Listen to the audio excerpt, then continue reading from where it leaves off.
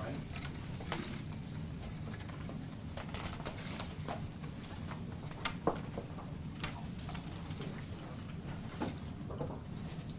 Docket number 1705881.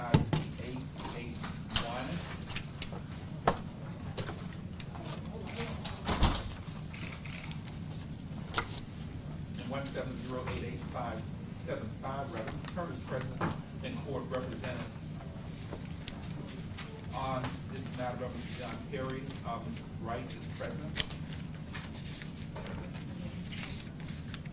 Represented by Mr. Julie Ganguly and Ms. Lori Paul. Ms. Paul Hagerman and Mr. Austin Schofield represent the state on this case. The case set for motions today is a continuation of the matter that we had set on Tuesday the 28th of May for some motions we heard, in which there was a witness that was not available on Tuesday.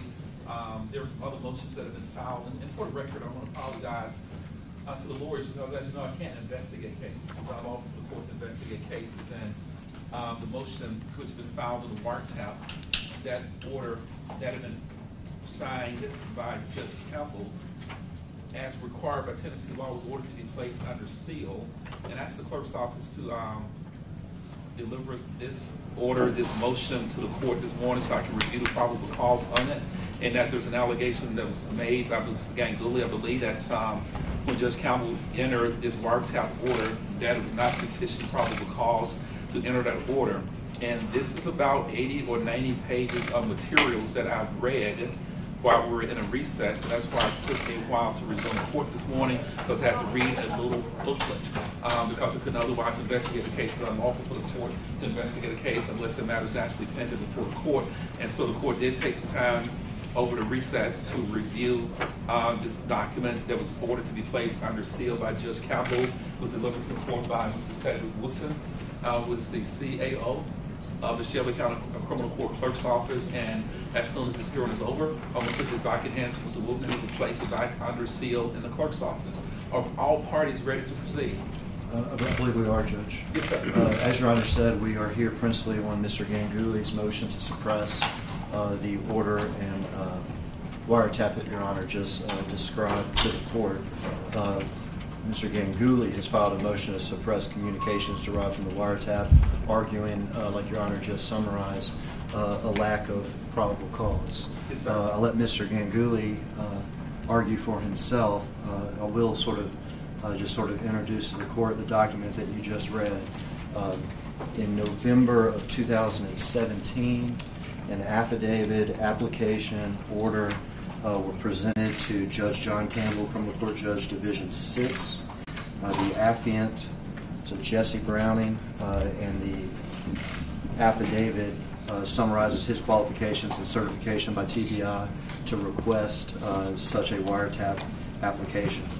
The application tracks the statute in Tennessee Code Annotated 4035-305, laying out not only probable cause to believe that interception of two telephones, one belonging to Ms. Sherra Wright, described as target telephone number 1, and one used by Billy Turner, target telephone number 2, that interception would yield evidence of conspiracy to commit first-degree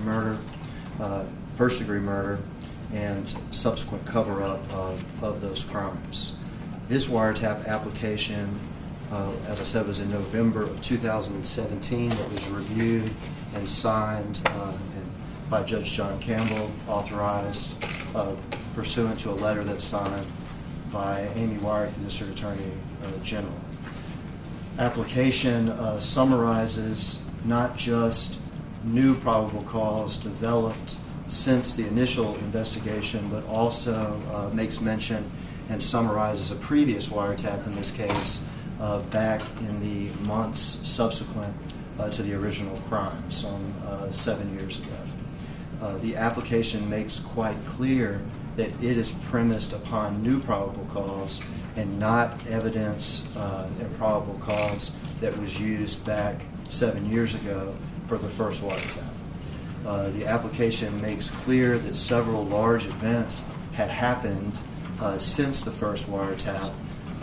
Most importantly, that Jimmy Martin, and we've heard his name in this litigation come up before, that Jimmy Martin had been interviewed by authorities, that he had admitted to participation in a conspiracy to kill Lorenzen Wright, and had admitted to taking part in a cover-up of that crime. He named not only himself as participating in these things, but Ms. Sherra Wright and Mr. Billy Turner. He gave information as summarized in a wiretap application about the actual facts and events leading up to the murder, and then details about the cover-up. Details that were never made public to the public that included the cutting of a section of barbed wire at the crime scene, and also included the disposal of a firearm that was used to kill Mr. Wright. The application summarizes or tells Your Honor that just months before this application was made in 2017, the FBI dive team, or an FBI dive team, searched the lake in the location that Jimmy Martin had described a few years before as the location where they disposed of the firearm. That firearm was retrieved by the FBI dive team, tested by TBI, compared to casings and bullets from Mr. Wright's body, casings on the scene, and determined, in fact, to be the murder weapon that killed Mr. Lorenzen Wright. So the affidavit summarizes both those huge developments in terms of probable cause. It also goes on to talk about a reanalysis of phone records and location information that corroborate details of Mr. Jimmy Martin's account, confirm communication between these three parties, Ms. Wright, Mr. Jimmy Martin, Mr. Billy Turner, at the critical moments before the homicide, confirms Mr. Martin's account with regard to Ms. Wright, Mr. Turner, and himself returning to the crime scene after the fact in attempts to clean it up. The affidavit also details to Your Honor at least 2 or 3 other confidential informants who came forward during the course of the investigation, who had information that corroborated details of Mr. Martin's account with regard to Ms. Wright and Mr. Turner being involved in a conspiracy to cover up in a homicide of Lorenzen Wright. Into the application pursuant to statute describes to the court how the officers are to listen to the telephone calls, minimize telephone calls, protect privacy as ordered by the statute, and the affidavit complies in every way with the appropriate statutes in Tennessee, setting out how officers are to apply for a wiretap, what judges are to review in granting or denying that wiretap, and how officers are to proceed from that point forward. That's the affidavit that's before the court. Mr. Ganguly has his motion. Yes, sir. Sure, I think at the outset we would submit that the court would need to hear testimony from Officer Browning. The court is certainly able to read for itself, and the entire reason that this hearing was continued from Tuesday the 28th is because of Officer Browning's unavailability. And rather than reciting what's in the affidavit, rather than reading what's in the affidavit, which I think the court could do by itself, and then there would be no reason for a hearing, we would submit that at the outset that Officer Browning needs to be here, and rather than hearing arguments from counsel, that the court needs to hear from Officer Browning. Because another way of assessing the affidavit is to read it and see that there was no insufficient evidence in 2010 when there was an initial wiretap of Ms. Wright's phone. And that initial wiretap occurred in the weeks following Mr. Wright's murder. And that initial wiretap in August of 2010 of Ms. Wright's phone yielded nothing. In other words, there was no probable cause. Officers met with Jimmy Martin and were unable to develop probable cause after speaking with Mr. Martin in 2010. That's probably because he lied to officers repeatedly when he met with them in 2010. So the new probable cause, as it were, occurs and is developed in May of 2012 after Mr. Martin, who was initially charged with first-degree murder of his girlfriend in a shooting, was then convicted of second-degree murder. And as opposed to the lies that he recited in 2010, Mr. Martin gave a story, so to speak, of how he was in another state when Mr. Turner and Miss Wright shot Lorenzen Wright, and they revealed the details of this shooting to Billy Turner after the shooting, details of the shooting to Jimmy Martin, rather, after the shooting happened. So, another way of looking at this new probable cause is that Jimmy Martin killed Mr. Wright, and Jimmy Martin knew exactly where the gun was because he disposed of it. And there's also talk and discussion in the affidavit of a person named Kenny Brown and how Kenny Brown is involved in the murder of Lorenzen Wright. And we have received nothing that shows that Mr. Brown's received immunity for his role or lack thereof in this murder. And we've got no supplements that show that Mr. Brown is in any way responsible for this murder. So rather than listening to arguments of counsel, we respectfully ask that the court order the state to produce Officer Browning. So maybe we could listen and hear from him and find out what this probable cause was. Well, with regard to this wiretap application is a search warrant in Tennessee that the Tennessee Code Annotated specifically defines and outlines how we are to go about it.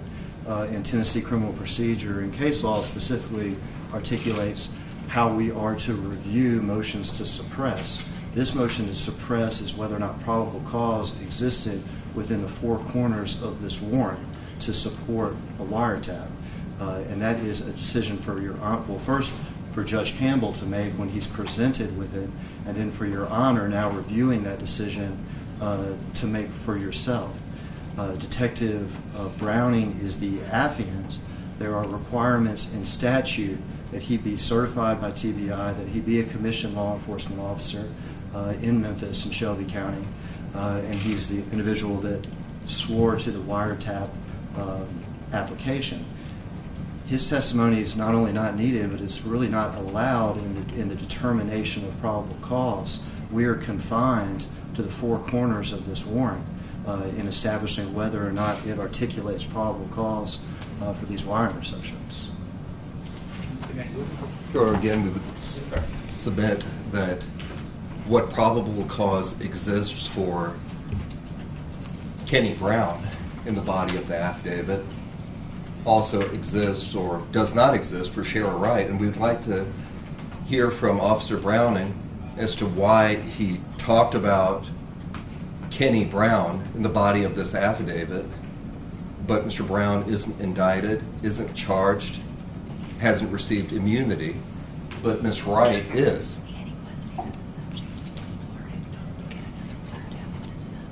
And he wasn't subject to this warrant because they had to get another wiretap for his phone. When I reviewed your motion again, and I reviewed the statutes, I cannot find one single case, one single recorded case in appellate courts that would indicate that the court can do what you're asking the court to do in statute. I can't find one case that would indicate that's proper course of conduct. Because as Mr. Haggard was indicated, search warrant, basically a wiretap warrant is a search warrant. that allows police officers under certain circumstances to go before a magistrate to submit probable cause as to why they think that extraordinary intrusion should be allowed in the lives of a private citizen. And the statute also says that if a judge to whom that presentation is made believes that there is any need for additional probable cause, or believes there's insufficient probable cause, then the judge that issued that wiretap can require the applicant, the police officer, in this case Mr. Browning, to present additional proof or to even take testimony if Judge Campbell believed that the warrant itself, application of probable cause, was insufficient. And that's a determination that the judge who issued this warrant has to make as to whether or not Judge Campbell believed that the probable cause was insufficient. And if he believed it was insufficient, pursuant to Tennessee Code Annotated 40-6-304 subsection 6B, the judge may require the applicant to furnish additional testimony or documentary evidence in support of the application. And that's something that should have been done before Judge Campbell. If Judge Campbell believed that the affidavit of probable cause was insufficient, it is on Judge Campbell to tell the police officers that you need to present something else. But Judge Campbell reviewed it, found that it was in fact sufficient probable cause, and I can't find one case, Mr. Ganguly, that would indicate that after that has been done, the court has issued a wiretap. It basically is very invasive search warrant that a court in which the person has been indicted has to second guess a trial judge and say, let me make determinations of whether or not Judge Campbell's, when he issued this search warrant, when he issued his wiretap warrant, let me make a determination as to whether or not Judge Campbell had probable cause to issue this warrant. And I can't find one case where the law was forced to do that, Mr. Ganguly. If you're aware of any, I'll certainly look at it, but I couldn't find that case. Yes, sir. In our Supreme Court, most recently, and unrelated, but basically related to this, State of Tennessee versus Jerome, Jerome McElrath, McElrath, 569 Southwest 3rd, page 565 of 2019, Tennessee Supreme Court opinion. This opinion was filed on March 12, 2019. And what the courts have held, and what our Supreme Court has held, and what they have adopted finally in the state of Tennessee is a good faith exception. And what the Supreme Court has held is that the exclusionary rule, and what you're asking the court to do is to exclude wiretaps, the exclusionary rules adopted to deter unlawful searches by police, not to punish the errors of magistrates or judges. And that's a direct quote from McElrath. And what the court has determined, and what the court has ruled, the Tennessee Supreme Court and federal courts, that if a police officer presents a warrant, presents a wiretap warrant in this case, to a magistrate, and that magistrate finds probable cause, and that police officer acts in good faith on a warrant or order that was issued by a judge, there is a good faith exception that says the police did what they should have done, got a lawful warrant, and if there's some errors that were made by a judge, a suppression doesn't go to judicial errors, it goes to misconduct by a police officer. And if a police officer gets a warrant, gets a wiretap in good faith, signed by a judge that says, I believe there's probable cause to allow you to secure a wiretap and to go and start recording or intercepting phone calls, their reasonable good faith reliance on a warrant is something that the courts cannot overturn, because there may have been something that what you tell on the court is that Judge Campbell made a mistake when Judge Campbell determined there was probable cause, and Judge Coffey, we want you to review Judge Campbell's findings. And the laws, Tennessee Supreme Court and federal courts, would indicate that once a police officer gets a warrant and good faith relies on that warrant, that courts cannot second guess what a judge has done. And this is a good faith unless you tell the court that these officers acted in bad faith and there was some trickery or some lies that were presented to Judge Campbell. This court is not allowed to review other than, as Mr. Hagerman said, the four corners of this warrant. And what I'm told is that Judge Coffey, we don't think there was adequate probable cause, and the only thing that's changed is we believe Jimmy Martin's the person that killed Lorenzen Wright, and that's why I was able to provide to the police with information that Mr. Hagerman's indicated was never released to the public, that Mr. Martin is the person that killed Lorenzen Wright, and that's why his information was in fact able to lead to an indictment that would secure his warrant. What Mr. Hagerman was indicating, what I read and when I reviewed this application, this warrant writ that Judge Campbell issued was there some material change. It was not just relying on what Jimmy Martin told the police or what Jimmy Martin gave a statement of. They actually looked in that lake based on what Judge Campbell found in 2010, the location that was given to them by Jimmy Martin as to where the gun should have been located that was allegedly used to kill Lorenzen Wright. They couldn't find it. And they couldn't find it. So they closed that investigation because they had insufficient probable cause to continue with an investigation with a secure warrant. And once they reopened the investigation and talked to the FBI and were provided with a dive team, a sophisticated dive team that could find what the Memphis Police Department and local law enforcement do not have the capability of finding, they went back out to the same location, same place Mr. Martin indicated that this is where we put this gun, and the FBI dive team was able to locate in the same location the weapon that Mr. Martin had indicated was there in 2010, but the police just couldn't find it because they didn't have adequate resources to do so. The other change, because they indicated there was no probable cause then, so what's changed? The other change is when they located the gun, they sent that gun, sent the shell casing to the Tennessee Bureau of Investigation, and the Tennessee Bureau of Investigation has indicated that the shell casings were fired by that gun that was found in the lake, and those are, in fact, did cause the death of Lorenzen Wright. And the state has also indicated that further investigation indicated that there were other people that have come forward as confidential informants have also indicated Ms. Wright and Mr. Turner in this killing. And based on those changes, the state indicted Billy Turner and Sherra Wright. You're asking the court, why did they not indict Kenny Brown? I don't know why they did not indict Kenny Brown, Mr. Ganguly. That's a prosecutorial decision. That's left 100% within the province of the District Attorney General's office. They believe there's probable cause to seek an indictment, they would do so. Attorney General's office is ethically prohibited from seeking an indictment or continue to prosecute somebody for which they do not believe there's probable cause to seek an indictment or to ask the jury to convict. And apparently the state has concluded that there's not sufficient probable cause to ask that Kenny Brown be indicted, but it does not invalidate the wiretap that Judge Campbell signed in this case. And again, Judge Campbell found probable cause. I reviewed some 90 pages of documents that lays out in detail the background of this investigation going all the way back to 2010 and what charges were not filed in 2010 and what changed in 2017 that allowed Judge Campbell to issue this wiretap warrant, and it sets out very detailed, specific probable cause as to why this intercept was in fact approved by Judge Campbell. And again, I can't find one single case that says Judge Coffey, once a judge has issued a wiretap and a police officer acted in good faith on that wiretap, that warrant that was issued by another judge, that Judge Coffey had the ability to invalidate that and said Judge Campbell had no idea what he was doing, and he had no business issuing this warrant. And again, the McElrath case would indicate that suppression issues do not go to what a judge does, but it goes to what police officers do that may not be legal. The exclusionary rule is not designed to prevent or to correct mistakes that a judge may have made, not directed towards magistrates, not directed to punish any errors that a judge may have made, but it's directed towards unlawful searches by a police officer.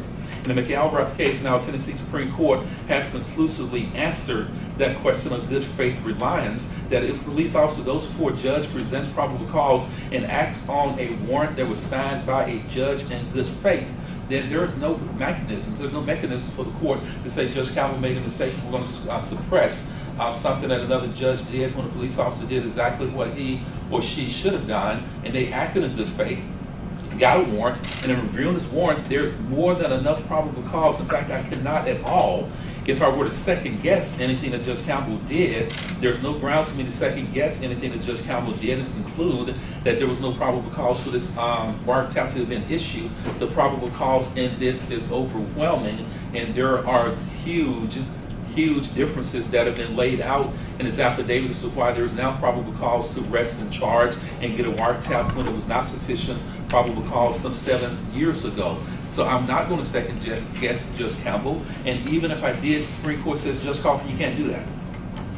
Because he's also relied in good faith on a warrant, and once that warrant has been issued, whether or not a judge made a mistake, There's not something that can be suppressed when an officer obtains a warrant in good faith and executes that warrant, and that's what has happened in these cases. Judge Campbell reviewed it, found it was probable cause. These officers in good faith on a warrant, on a wiretap application that was issued by a judge, went out and did what they were lawfully authorized to do by a judge. And again, it's not a suppression issue based on what a judge did, but only misconduct of a police officer.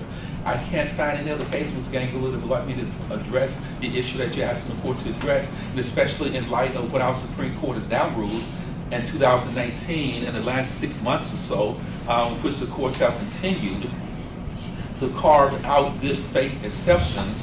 I don't know of any mechanisms that would allow me to say, well, let's suppress this because this officer's got a warrant that Judge Campbell should not have issued. In fact, the Supreme Court says the exact opposite, that I cannot suppress something that was issued by a judge lawfully and executed by police officers when they acted in good faith and believed they had the legal authority to do exactly what they did. And so I don't know of any cases that would allow me to rule otherwise, Mr. Gangula. Yes, sir.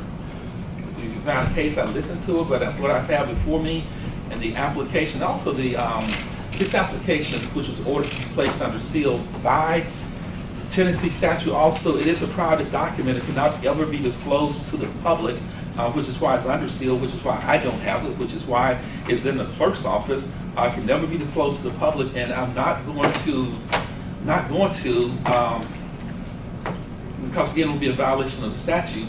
I'm not going to have a police officer come to court in an open forum and say this is what all my probable cause was and this is what I did and why I did it. And in fact, the legislative intent is not to do exactly what you're asking the court to do, because this is a sealed document, can never be made a public document, can never be made part of any public proceeding. And you're asking the court to do exactly what the legislature and our court say that I can't do, and that's to disclose this sealed document to the public. So I can't do that. Yes, sir. Yes, sir. Judge, there was an additional motion that I found. It's regarding the calls that were taken from Ms. Wright's phone and the text messages from her phone. And the motion was to streamline which calls, which text messages would be used by the state during its prosecution.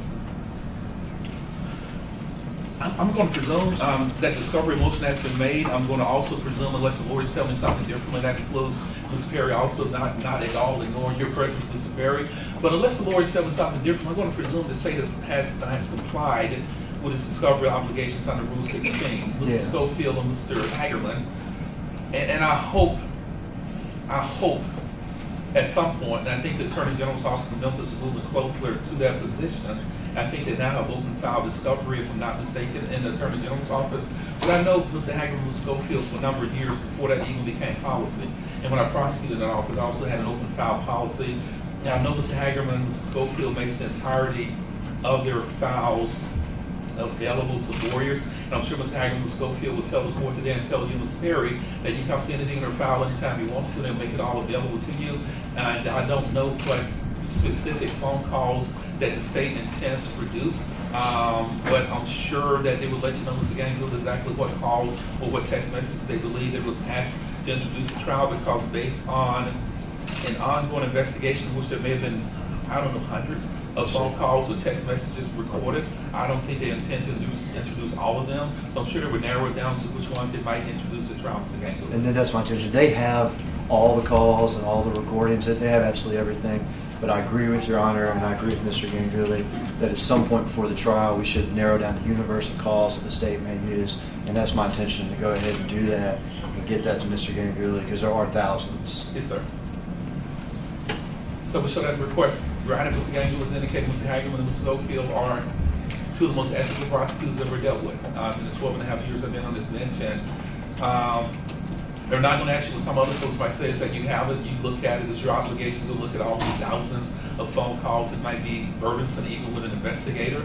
So they'll look at it and they'll let you know exactly which ones, also Mr. Perry, exactly which ones they intend to introduce at trial. And not only does it make the trial preparation a lot easier, it would also make the trial of the case a lot less disjointed, and so that we're not to take breaks in the middle of several witnesses so we can decide which of those things might be a question, so to let you know which one they intend to introduce, and that would hopefully facilitate the trial of the case itself. Yes, sir. Yes, sir. You also filed, Mr. Gangle, I believe, I apologize, a motion for a jury questionnaire on this case. I did, Your Honor. I have reviewed it. I've looked at it.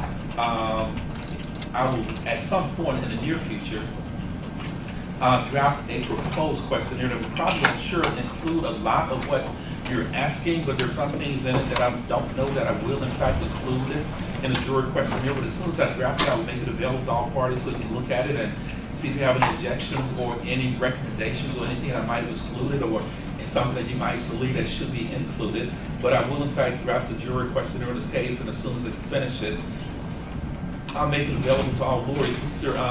On Mr. Turner's case, Ms. Perry had asked also for a questionnaire on the gun charge. You know, it's my understanding that the court likes to provide its own questionnaires, et cetera. Yes, sir. The reason that I asked for it is that even though the court pointed out there might be less interest in the gun charge case, yes, sir, it still has a lot of publicity as of right now. And I do understand that the court has spoken previously. There's been 2 hearings prior to today regarding bonds, et cetera. Yes, sir. There might have been some opinions expressed during those conversations or exchanges between the lawyers and the judge. And with all due respect, whatever the court has as far as a questionnaire, the trial is about 3 weeks out. I would ask that if the court is inclined to provide a questionnaire, I would like to look at it beforehand and maybe add a question or 2 if the court is inclined. Yes, sir, to Ms. consider. Perry, what I did, because that case is coming up soon, June 17th, I believe, and I talked to the jury commissioner one day early this week after Tuesday, I think it may have been on Tuesday, in fact, and I asked her to carve out some time so we can get some questionnaires from potential jurors, not only on Mr. Turner's case that's set in June, but also the case on Mr. Turner's right that's set in September.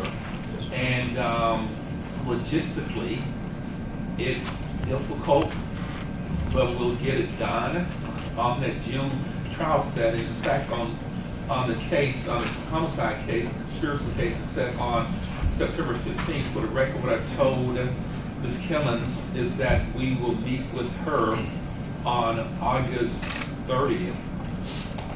At 9 o'clock, she will convene a special venire for that case only.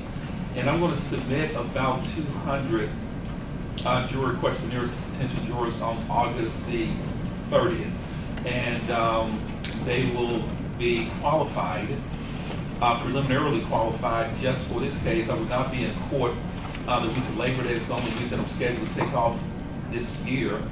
And August 30th, we'll get those questionnaires, we'll get them submitted, we will collect them, we'll put them on a flash drive or on a DVD, hard drive, DVD disc, whatever is best for the lawyers. And I will email it to the lawyers, make it available to the lawyers so that you can see what potential jurors that you'll be dealing with. And so you can also discuss it among the lawyers if there's people that you really don't want to talk to, believe that don't have to be here for the trial date, and we'll narrow that down to make sure that we get a representative qualified group of people that can be fair to both sides. And before I submit that questionnaire on August 30th, I'll make that available to the lawyers as soon as possible. I told Ms. Kimmons that I'm working at this weekend. I try to get it done this weekend, have it submitted to the lawyers next week to look at it. And on August 30th, we will start the process of pre-qualifying some 200 jurors to hear the murder case on the gun charge.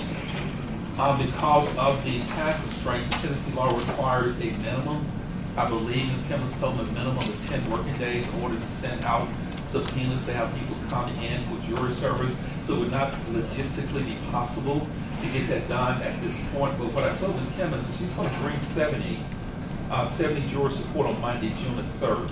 And I'm going to give them questionnaires, an extended questionnaire, not the ones that they normally use in the jury commissioner's office, but an extended questionnaire, probably about 25 pages or so, that should cover any pre-trial publicity on this case. I'm not going to at all put anything in there about Sherra Wright. I'm not at all going to put anything in there about whether or not Mr. Turner has any other charges pending, because it's something they really don't need to know about. And Billy Turner by itself is not a name that most people look at and go, wait a second. Now, if you go Billy Turner and Sherra Wright, that's a different issue. But there are a lot of Billy Turners charged with crimes in Shelby County. So I would not put any references at all to any other charges or any connections with Sherra Wright at all. I would get that done this weekend. We'll have 70 jurors here on Monday, and we'll give them those questionnaires on Monday, and we'll respite them until June 17th. So we'll tell those 70 people to be back on June 17th, and from that 70 group of people, we will get a jury selected on the convicted felon possession of a firearm. Again, I'll make that questionnaire available to the warriors on Monday, but that is, of course, plans to have the jury commission bring in 70 people that have been summoned for jury duty on June 3rd, not a special denier, and we'll have 70 people fill out questionnaires, and we will, from that group of 70 people, will proceed with jury selection 2 weeks later. May I address the court? Yes, sir. On that, I understand that your goal and desire with that. The only thing that I ask the court respectfully and want a record of is the fact that Billy Turner, the only reason that there was an investigation that led them to his house involved the case that we're ultimately getting to court on in mid-September. Yes, and so if you exclude any words regarding Sherra Wright, etc., Lorenzen Wright, yes, more importantly, I think that still has the potential for poisoning a jury once they get into the fact they sit down and say that he's being questioned about guns that might be related to another matter altogether, and that none of the firearms that were in any way implicated towards him in that case had anything to do with this September case at all either. And I think that just still down the road leads to some potential issues if it's not addressed up front, because we get somebody on that jury that for one reason or another might be connected to Mr. Wright, might be a big basketball fan, et cetera, it still creates some problems. And normally there would have been, I think we found out that they wanted to reverse the order of the trials at 2 court dates preceding. We're not overwhelmed with trying to argue about doing anything to continue. We want to go to trial on that as well. The problem, though, is that if there's no mentioning or admonition by the court, or at least any kind of presumption that there might be some publicity that follows Billy Turner, even though there might be 1,000 Billy Turners, from my understanding, when I called the jail, he's the only one sitting in jail right now. Yes, so even though there might be others charged, it is important, and I don't think is in any way germane to the issue, that they be allowed to say that they have some understanding that he's been charged, he's been in court before, the court has discussed his case as it relates to bond issues that the court was supposed to at that time. I don't think that if you give a questionnaire that doesn't have any issues regarding, or at least 5 or 6 questions, have you followed the other case, etc., are there any kind of preconceived notions? However, the court, which is way more articulate than me, would want to pose those questions, I would ask, just respectfully ask, that they be addressed in your questionnaire, Your Honor. Mr. Perry, my concern is why the court says I'm not going to connect these 2 people because it's telling the jury that Mr. Turner has murder cases pending. And I don't know that you want a jury to know that. These are separate juries, separate issues. As you indicated, the guns that Mr. Turner allegedly charged with possessing in this case has nothing to do with the homicide case. Now, I'm not going to say anything to the jury that says Mr. Turner is charged with another person in the killing of Lorenzen Wright. Any questions that you feel are relevant or germane in jury selection, you may certainly ask those questions. But I would not introduce that to a jury because I'm not going to say something or do something that ultimately could say Judge Coffey had no business doing that. Now, if you choose to do that, that's your trial strategy, and I would leave that to your considered discretion as to whether or not you want to talk to the jury about that in individual questions going forward. I'm not going to tread down that road because I think my responsibilities, as I understand the law, I have no business, no way, and I should not tell a jury if a person's been tried for one case that that person also has other cases that are pending. I think that is error for the court to do that. I don't think the state of Tennessee would ever say anything about Mr. Turner having murder cases pending because it's also error for the state to introduce other charges that are not before the jury. So I'm not going to put anything in the questionnaire that says Mr. Turner has been charged with another case involving the killing of Lorenzen Wright. But if you want to ask those questions in for Dyer, if that's part of your trial strategy, Mr. Perry, you may certainly do so. But it's not something that the court would introduce, and I would not allow the state to introduce that. Anything else that we need to address? I'm sorry, Ms. Perry, you also had a motion that was filed, and Mr. Ganguly also, and again, if you go back to discovery rule 16, asking whether or not there are any deals, any concessions, any promises that might have been made to any witnesses. Is that also correct? That is correct, Your Honor. And has that been answered or has that been complied with? Well, we're in the conversations regarding it. I haven't received that myself as of right now. I don't know if there have been or any. There is included in their discovery I guess you'd call it a use immunity or a proffer sort of agreement with Jimmy Martin back in 2010 or 11 when they talked to him, an agreement that what he says in that meeting cannot be used against him. So that has been provided. Yes, sir. If there are any other deals or anything with the other witnesses, and absolutely the states will provide it. I'm not aware of any, but we understand our obligations with regard to that, and we wouldn't try to hide that or anything. We just tell them. And again, for the record, under Rule 16, Mr. Hagan and Schofield indicated they complied with the mandates of Rule 16. It is an ongoing obligation. The state has indicated there are no deals, no promises, no guarantees, no concessions that have been made to any witnesses other than Jimmy Martin in 2010, in which he was granted a use immunity, in which under use immunity, a person testified under oath. The state has agreed not to prosecute that person for any conduct that may be the subject of his conversations with a police officer.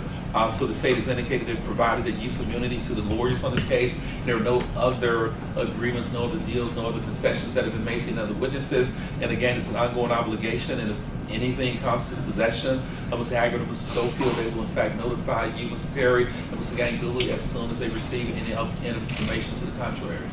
Mr. Perry, you have any other motions that we need to address today? Not that we need to address today. I did receive some additional discovery this morning. Yes, sir. On the gun charge or the homicide case? I think it might have to do with either of them, but there are some calls. It's his client's jail calls over Yes, the sir. course of the past few months. Yes, sir. So I would like to, Yes, sir. if there's an issue that arises from the review of that, Yes, sir. we call Mr. Hagerman and we come over to the court and ask to Yes, be sir. heard. Ms. Ganguly, Ms. Hall, any additional motions that we need to address today? No, thank you, Justice. And again, it's my intention to spend most of this weekend at 201 Poplar. Most of Sunday, I will not commit to Saturday, but most of Sunday at 201 Poplar, as I normally do, to tell people if you want to find just coffee on Sunday from about 10 o'clock until 8 o'clock, check at 201 Poplar. And so I'll be here working on questionnaires and working on other things. And on the gun charge, Ms. Perry, we'll have 70 jurors in court. Will give them those questionnaires.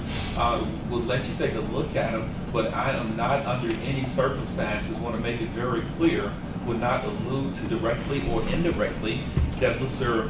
Billy Turner has other pending charges, or he may have been indicted for a murder case or conspiracy case, or that he is in any way at all connected to Sherra Wright.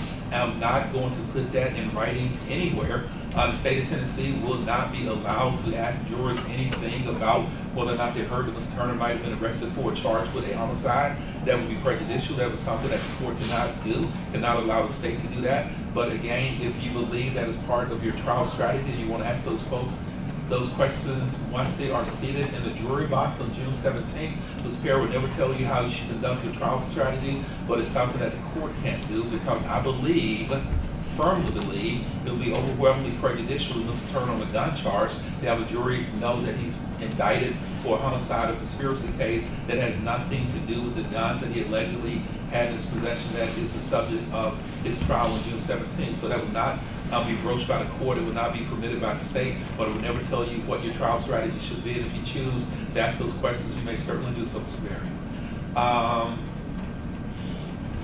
Anything else?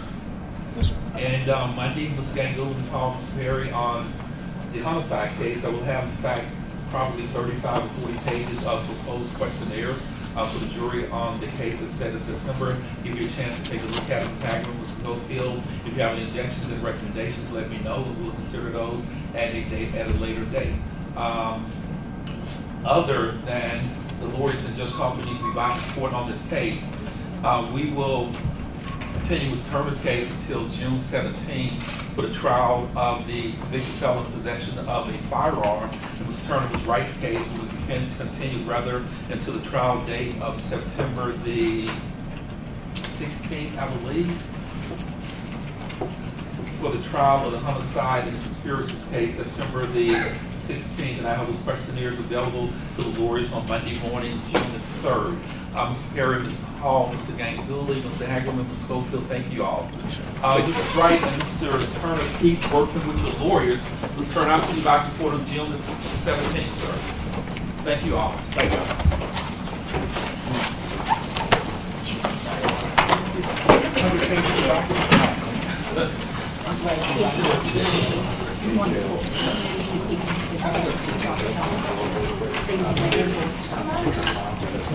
Yes, sir.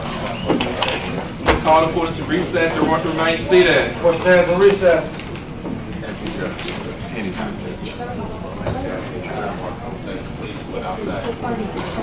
Mr. Parker, thank you for getting this young lady a raise here. I'm working. Thank you. I'm working. You know she's ill, right? Zimmer's meeting, please take all your equipment with you.